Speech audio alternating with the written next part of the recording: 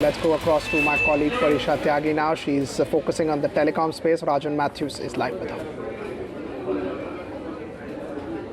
So many thanks for talking to ET now, and what better day to talk to you than today.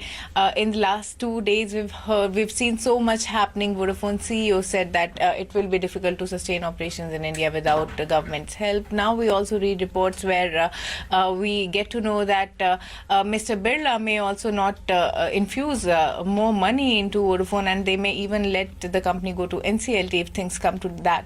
So your first reaction to that?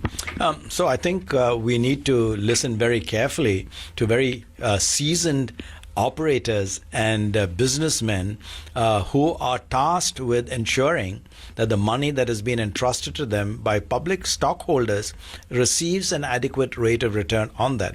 They are in that sense fiduciaries that are tasked with that responsibility. And so the points that they are making is that unless we get substantive relief from the government, incremental investments in the business do not warrant us putting more money in. That is our stockholders' money. It's not even our money in that sense, right? So I think they are acting responsibly in raising the alarm.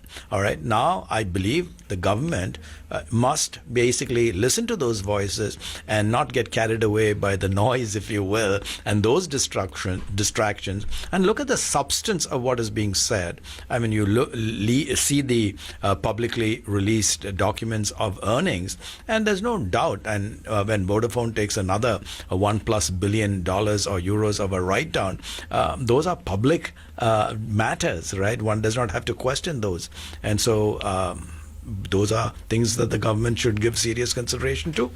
And in the middle of this, we also get to know that the DOT has asked the companies to pay their AGR dues within the stipulated time. So no relief coming in from there.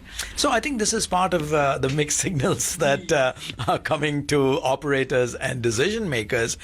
So I think the government needs to clarify once and for all what is the way forward for the industry and for these operators. Give us a clear picture of the substantive relief that is going to be made to the industry, and then operators can make the decision as to whether an adequate rate of return is ensured in some form or fashion, that they can then convince their stockholders, because obviously they have to go back to their board, again independent boards hopefully, that basically say, okay, if you can convince us that there's an adequate rate of return given these types of substantive relief measures that have been provided by the government, we're happy then to arrange for additional equity or debt funding or whatever.